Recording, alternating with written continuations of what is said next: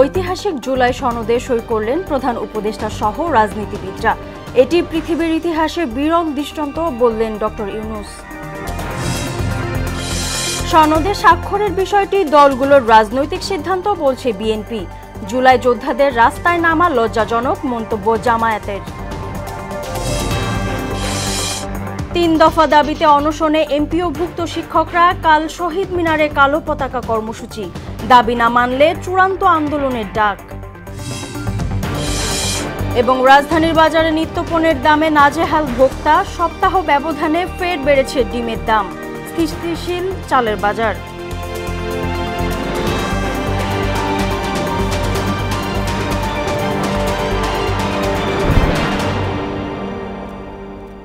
আসসালামু আলাইকুম, সবাইকে মোহনা সংবাদে স্বাগত। শুনছিলেন শিরোনাম, পুরো সংবাদের সঙ্গে আছি নাদিয়া নাহিদ। সই হলো ঐতিহাসিক জুলাই জাতীয় সনদ। এতে স্বাক্ষর করেন প্রধান উপদেষ্টা প্রফেসর মোহাম্মদ ইউনূস সহ রাজনৈতিক দলের নেতারা। বিকেলে জাতীয় সংসদ ভবনের দক্ষিণ প্লাজার অস্থায়ী মঞ্চে ঐতিহাসিক এ সনদে স্বাক্ষর করেন তারা। পরে প্রধান উপদেষ্টা বলেন, এর মধ্য দিয়ে নতুন বাংলাদেশের সূচনা হলো, যা পৃথিবীর ইতিহাসে বিরল দৃষ্টান্ত। স্বাক্ষর অনুষ্ঠানে বিএনপি, জামায়াত সহ 25টি দল অংশ নিলেও যোগ দেয়নি এনসিপি ও বাম ঘরানার কয়েকটি দল। মনিরুল ইসলামের প্রতিবেদন। 17 অক্টোবর দুপুর ঐতিহাসিক জাতীয় জুলাই সনদ স্বাক্ষর হতে তখন 2 ঘণ্টা বাকি। প্রস্তুত জাতীয় সংসদ ভবনের দক্ষিণ প্লাজার জুলাই সনদ মঞ্চ। তখন বাইরে অবস্থান নেন জুলাই যোদ্ধারা। বেলা 1:30টার দিকে সংসদের সীমানা প্রাচীর ভেঙে তারা ঢুকে পড়েন আয়োজনস্থলে। বাদে হট্টগোল। ঐতিহাসিক মুহূর্তে তৈরি হয় বাজে অভিজ্ঞতা। আইনশৃঙ্খলা বাহিনীর সঙ্গে দফায় দফায় সংঘর্ষ হয় জুলাই যোদ্ধাদের। এক পর্যায়ে তাদের ধাওয়া দিয়ে পরিস্থিতি নিয়ন্ত্রণে আনে পুলিশ। জোরদার করা হয় নিরাপত্তা ব্যবস্থা। বিকেল 4:30টায় শুরু হয় ঐতিহাসিক ক্ষণ উদযাপনের আনুষ্ঠানিকতা। এরপর জুলাই সনদে সই করেন প্রধান উপদেষ্টা প্রফেসর মোহাম্মদ ইউনূস। পর্যায়ক্রমে তাতে স্বাক্ষর করেন বিএনপি মহাসচিব মির্জা ফখরুল ইসলাম আলমগীর, জামায়াতের সেক্রেটারি জেনারেল মিয়া গোলাম পরোয়ার সহ 25টি রাজনৈতিক দলের নেতারা। সনদে অন্তর্ভুক্ত 7 দফা অঙ্গীকারের মাধ্যমে রাজনৈতিক দলগুলো গণতন্ত্র পুনরুদ্ধার, নিরপেক্ষ নির্বাচন, আইনের শাসন প্রতিষ্ঠা ও মৌলিক অধিকার রক্ষা সহ নানান জাতীয় ইস্যুতে ঐক্যবদ্ধ অবস্থান প্রকাশ করে। তাই সবার প্রতি কৃতজ্ঞতা জানান পুরো যাত্রার অন্যতম মুখ্য চরিত্র জাতীয় ঐক্যমত্য কমিশনের সহসভাপতি অধ্যাপক আলী রিয়াজ। বাংলাদেশের রাজনৈতিক দলগুলো প্রায় 1 বছর ধরে পারস্পরিক আলাপ আলোচনার মধ্য দিয়ে এই জাতীয় সনদে উপনীত হয়েছেন। সকলের আন্তরিকতা, সকলের জাতির বৃহত্তর স্বার্থ বাস্তবায়নে রাজনৈতিক দলগুলোকে ধন্যবাদ জানান প্রধান উপদেষ্টা। বলেন, জুলাই সনদ পৃথিবীর ইতিহাসে দৃষ্টান্ত হয়ে থাকবে। এটার কথা চিন্তা করলে গা শিউরে ওঠে। এমন একটি দিন, সেটা শুধু জাতির জন্য না, সারা পৃথিবীর জন্য একটা বড় রকমের উদাহরণ হয়ে থাকবে। বহু জায়গায় সেটা পাঠ্যপুস্তকে থাকবে, সেটা ক্লাসরুমে আলোচনা হবে, রাজনৈতিকবিদদের মধ্যে নিয়ে এটা নিয়ে আলোচনা হবে বিভিন্ন দেশে। কোনটা ঠিক, কোনটা বেঠিক, তারা কি বললো, আমরা কি চাই। এই সনদের মাধ্যমে সৃষ্ট নতুন পথরেখা বাংলাদেশকে উজ্জ্বল ভবিষ্যতের দিকে নিয়ে যাবে বলেও মন্তব্য করেন তিনি। দেশকে গঠন করার দায়িত্ব আগামী সরকারকে নিতে হবে, পরবর্তী সরকারগুলোকে নিতে হবে। সেটার জন্যই প্রস্তুতি হচ্ছে এই আমাদের সনদ। এই সনদের মাধ্যমে আমরা আরেকটা বড় কাজ করলাম। আমরা বর্বরতা থেকে সভ্যতায় আসলাম। জুলাই জাতীয় সনদ স্বাক্ষর অনুষ্ঠানে 25 রাজনৈতিক দল অংশ নিলেও এতে এনসিপি ছাড়াও যোগ দেয়নি সিপিবি, বাসদ সহ 4টি বাম দল। মনিরুল ইসলাম, মোহনা সংবাদ, ঢাকা। জুলাই সনদে স্বাক্ষর না করা কোনো দলের রাজনৈতিক সিদ্ধান্ত বলে মন্তব্য করেছেন বিএনপির স্থায়ী কমিটির সদস্য এজেড-এম জাহিদ হোসেন। সকালে ডিপ্লোমা মেডিকেল অ্যাসোসিয়েশন অব বাংলাদেশের নেতৃবৃন্দের সঙ্গে জিয়াউর রহমানের সমাধিতে শ্রদ্ধা নিবেদন শেষে কথা বলেন তিনি। খালেদা জিয়ার শারীরিক অবস্থা এখন স্থিতিশীল রয়েছে উল্লেখ করে এজেড-এম জাহিদ বলেন, শীঘ্রই চিকিৎসকদের পরামর্শে বাসায় ফিরতে পারবেন তিনি। মেডিকেল বোর্ডের পরামর্শক্রমে অতি শীঘ্রই হয়তো উনি আবার ওনার বাসায় ওনার ছুটি দিবে।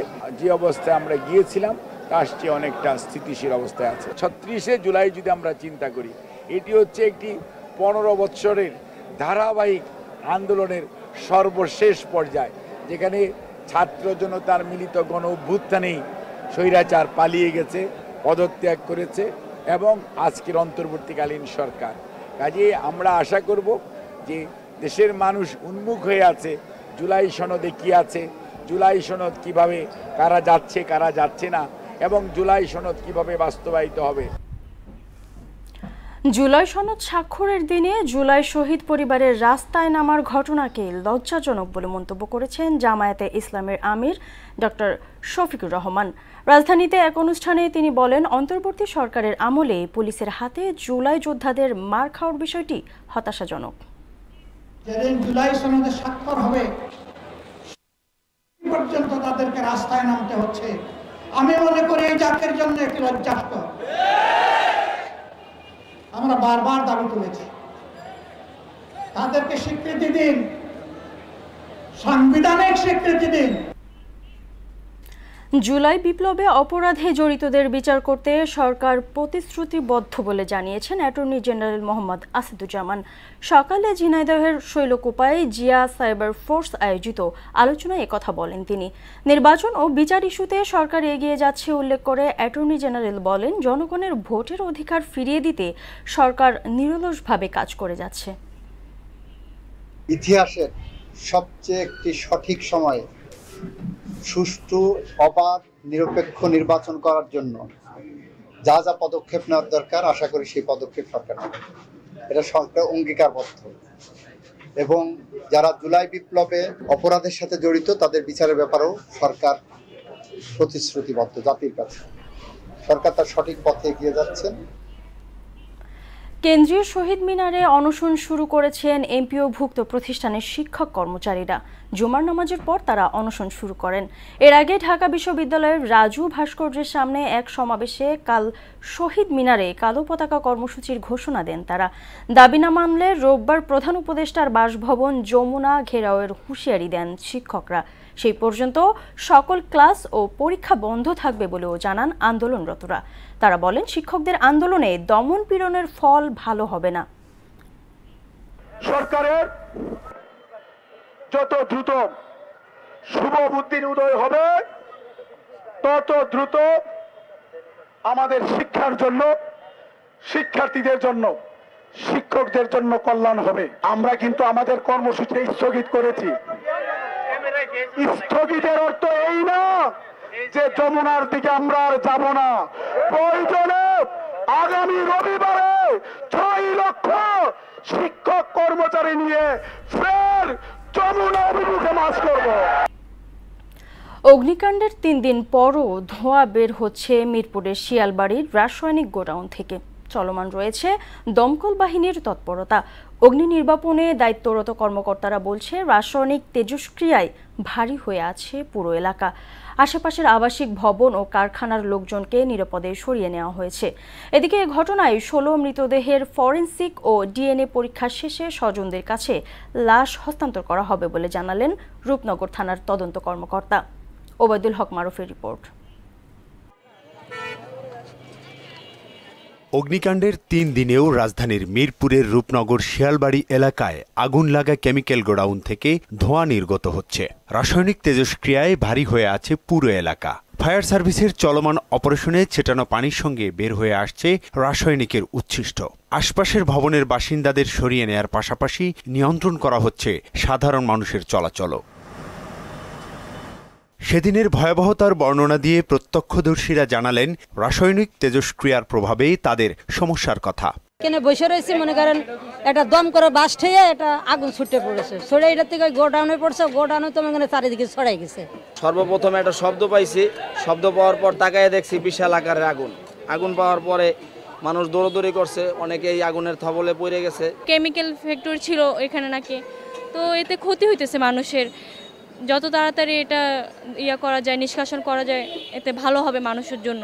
নাকে আসতেছে মানে ঝাঁঝালো গন্ধ হালকা হালকা, আর ভিতরে মনে করেন যে এটা তো যদি ভিতরে পুরোপুরি ভাবে যায় তাহলে তো শ্বাসকষ্ট হয়ে যাবে। রোবোটিক ফায়ার ফাইটারের পাশাপাশি কারখানার ভেতরে এখনও অক্সিজেন মাস্ক নিয়ে চলছে অপারেশন। ফায়ার সার্ভিসের দায়িত্বরত কর্মকর্তারা জানালেন, সেখানকার সার্বিক পরিস্থিতি কেমিক্যাল থেকে এটা পানির সাথে বিক্রিয়া করে অথবা হিটের সাথে বিক্রিয়া করে যে ফিউমগুলো বের হচ্ছে এটাই দেখা যাচ্ছে। অ্যাকচুয়ালি এখন এটার অন্য কোনো ঝুঁকি নাই, কিন্তু এটা হেলথ হ্যাজার্ড আছে। এই ফিউমগুলো মানুষ ইনহেল করলে মানে মানুষের সমস্যা হবে। মৃতদেহগুলো তাদের স্বজনদের কাছে ফিরিয়ে দিতে পরিচয় শনাক্তকরণে ডিএনএ পরীক্ষার কাজ চলছে বলে জানিয়েছেন ঢাকা মেডিকেল কলেজ হাসপাতাল কর্তৃপক্ষ।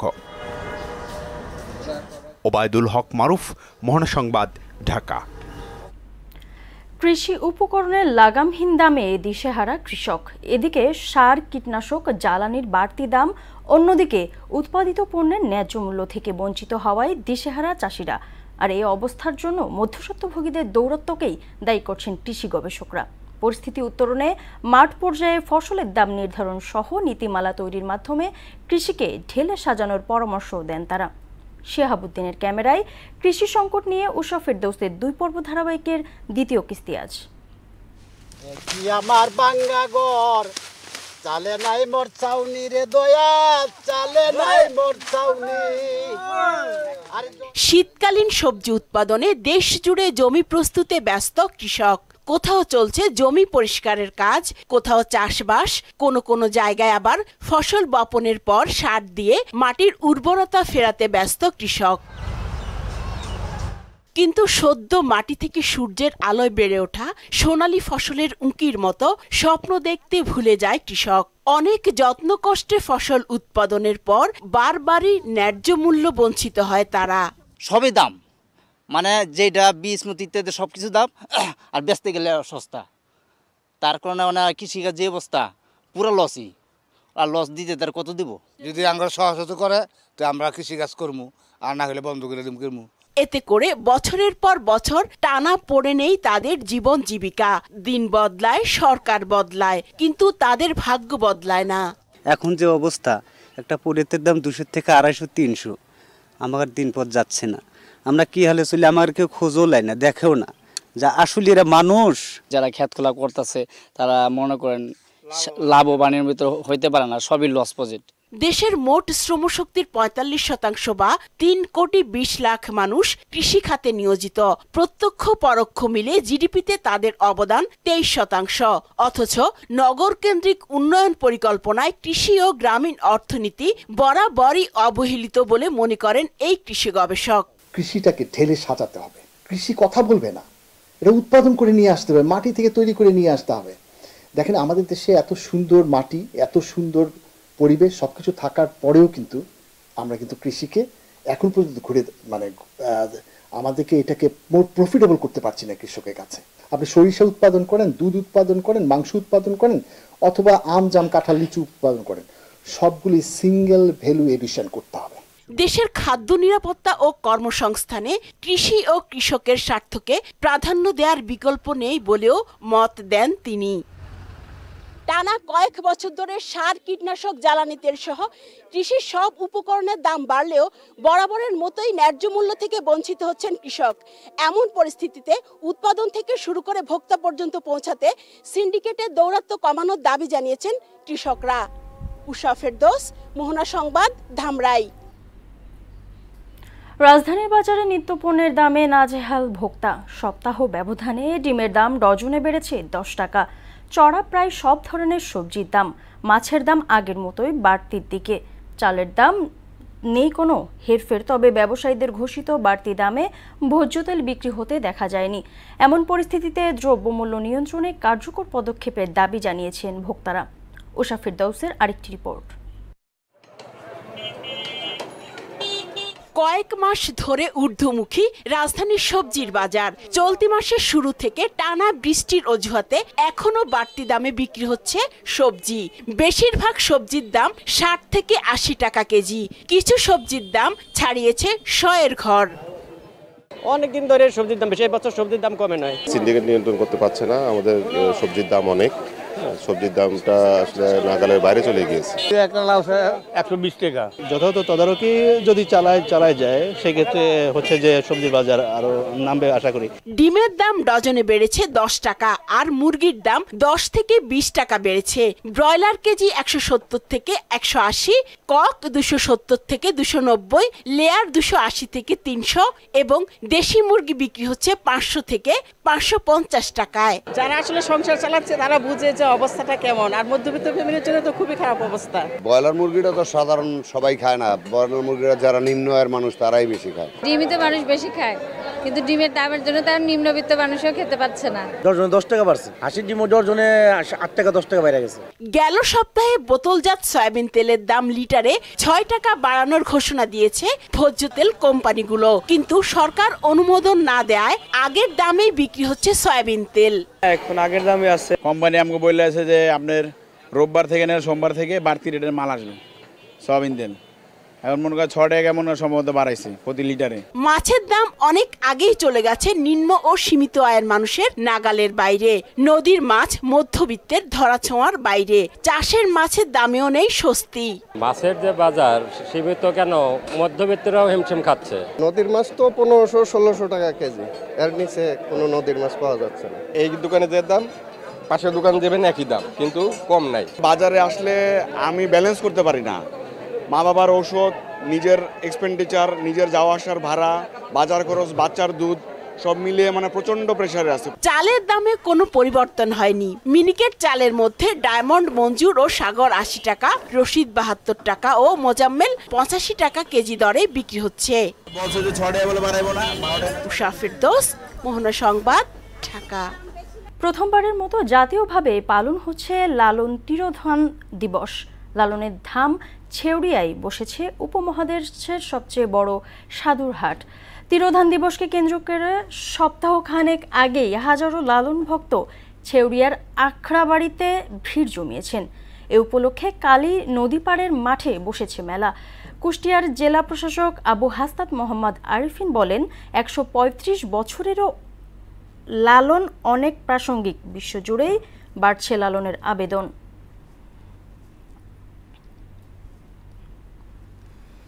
আন্তর্জাতিক প্রসঙ্গ। হাত বাঁধা শারীরিক নির্যাতনের ক্ষতসহ ফিলিস্তিনি জিম্মিদের মরদেহ ফেরত পাঠিয়েছে ইসরায়েল। মৃতদেহ থেকে অঙ্গ চুরির প্রমাণও মিলেছে। এদিকে যুদ্ধবিরতি সত্ত্বেও গাজায় চলছে তীব্র খাদ্য সংকট। সেখানকার নিরাপত্তা বজায় রাখতে গঠিত হতে যাওয়া আন্তর্জাতিক বাহিনীতে সেনা পাঠাতে আগ্রহ প্রকাশ করেছে 3 মুসলিম প্রধান দেশ। ঐশী আলমের ডেস্ক রিপোর্ট।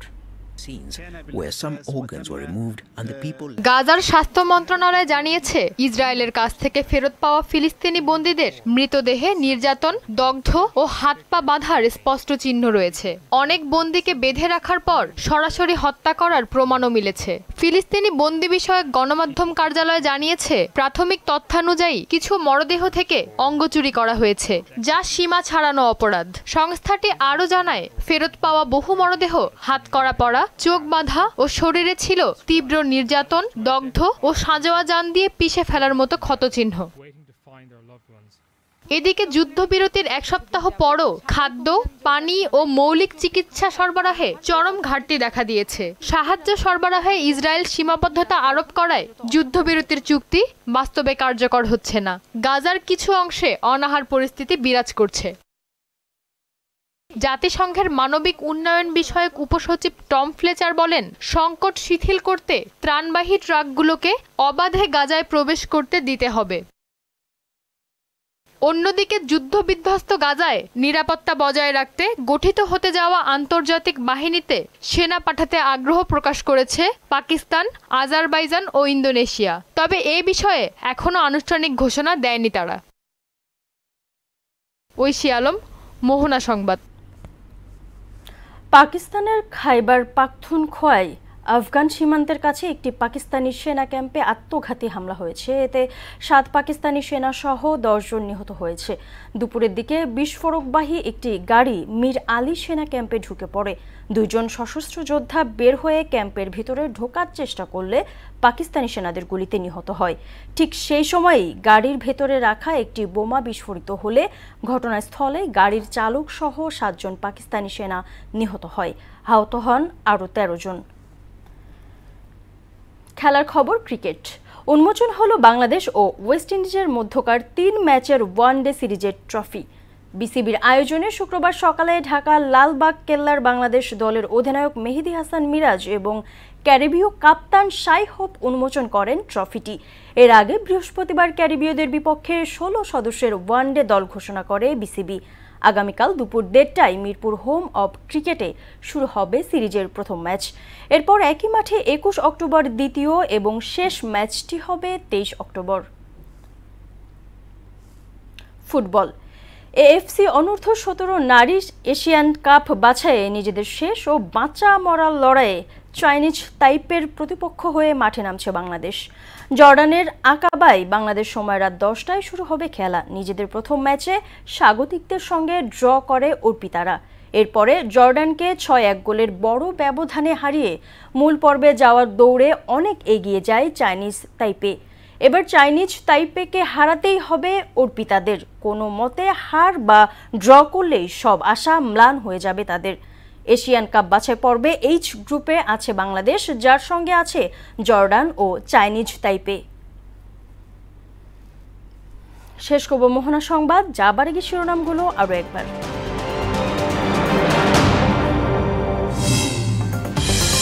ঐতিহাসিক জুলাই সনদে সই করলেন প্রধান উপদেষ্টা সহ রাজনীতিবিদরা। এটি পৃথিবীর ইতিহাসে বিরল দৃষ্টান্ত বললেন ডক্টর ইউনূস। সনদে স্বাক্ষরের বিষয়টি দলগুলোর রাজনৈতিক সিদ্ধান্ত বলছে বিএনপি। জুলাই যোদ্ধাদের রাস্তায় নামা লজ্জাজনক মন্তব্য জামায়াতের। 3 দফা দাবিতে অনশনে এমপিওভুক্ত শিক্ষকরা, কাল শহীদ মিনারে কালো পতাকা কর্মসূচি। দাবি না মানলে চূড়ান্ত আন্দোলনের ডাক। এবং রাজধানীর বাজারে নিত্যপণ্যের দামে নাজেহাল ভোক্তা, সপ্তাহ ব্যবধানে ফের বেড়েছে ডিমের দাম।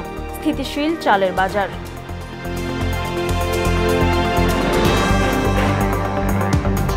এই ছিল মোহনা সংবাদে। পরবর্তী সংবাদ রাত 12টায়। মোহনার সবশেষ খবর জানতে ভিজিট করুন www.mohana.tv। সংবাদ দেখতে পারেন ফেসবুক ও ইউটিউবও। এতক্ষণ সঙ্গে থাকার জন্য সবাইকে ধন্যবাদ।